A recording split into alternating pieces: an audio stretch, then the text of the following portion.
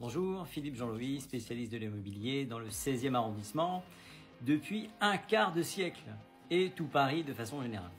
Une petite vidéo juste pour vous expliquer que j'ai pas fait beaucoup de vidéos, j'ai fait des reprises d'extraits de vidéos que j'avais faites car j'ai dû gérer presque toute la semaine un dossier particulièrement compliqué, non pas pour des vendeurs mais contre un notaire. Alors ce sont des choses qui arrivent, malheureusement, moi ça fait 2 fois que ça m'arrive, 2 fois en 25 ans c'est quand même pas beaucoup, mais quand ça vous arrive c'est assez perturbant puisque vous vous retrouvez en tant qu'intermédiaire, que vous soyez agent immobilier, que vous soyez mandataire, que vous soyez conseiller, tout ce que vous voulez, en fait vous vous retrouvez entre le marteau et l'enclume.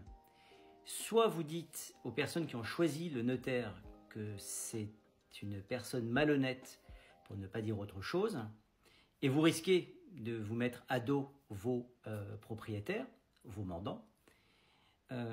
Et aussi, il faut garder la crédibilité vis-à-vis de vos acquéreurs, puisque les acquéreurs ne comprennent pas forcément que l'on n'arrive pas à obtenir un rendez-vous de promesse aussi rapidement que prévu, ou du moins aussi vite qu'on pourrait l'attendre. Sauf qu'à un moment donné, ce qui vous sauve, ce qui m'a sauvé, et moi ce qui me sauve de toujours dans ces situations-là, c'est l'extrême transparence. Donc si demain, d'aventure, en tant que professionnel, vous deviez vous retrouver le cul entre deux chaises, entre un notaire véreux, de mauvaise foi, qui vous met des bâtons dans les roues à chaque fois, qui sort des problèmes, parce que des problèmes on peut toujours en avoir lors d'une vente ou d'une acquisition, sans proposer de solution. C'est-à-dire, par exemple, il va dire, attention, il y a des anomalies électriques qui sont classifiées comme dangereuses. Alors, si vous expliquez ça à un client sans lui expliquer très clairement et d'aller analyser effectivement le diagnostic électrique, et vous vous rendez compte que finalement, l'anomalie particulièrement dangereuse, c'est qu'il manquait une ampoule dans une douille. Je ne plaisante pas, on est à ce niveau-là. Quel est l'intérêt pour le notaire? Je l'ai découvert en cours de route.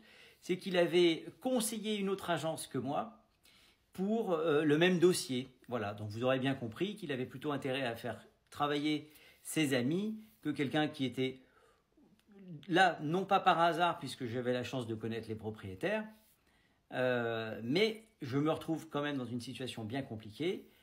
En mettant et en jouant la transparence, j'ai été jusqu'à donner les coordonnées des acquéreurs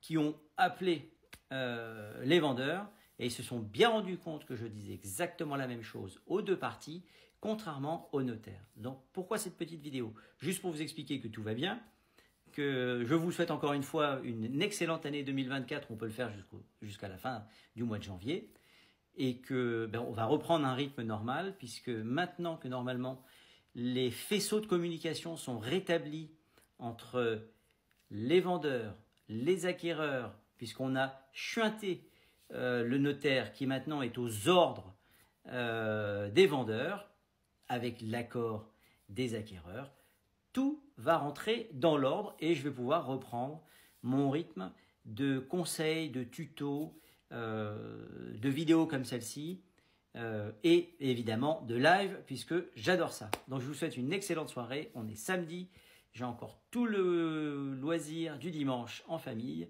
et j'espère que tout va bien pour vous. Et je vous dis à bientôt pour de nouveaux conseils qui concernent l'immobilier. À bientôt.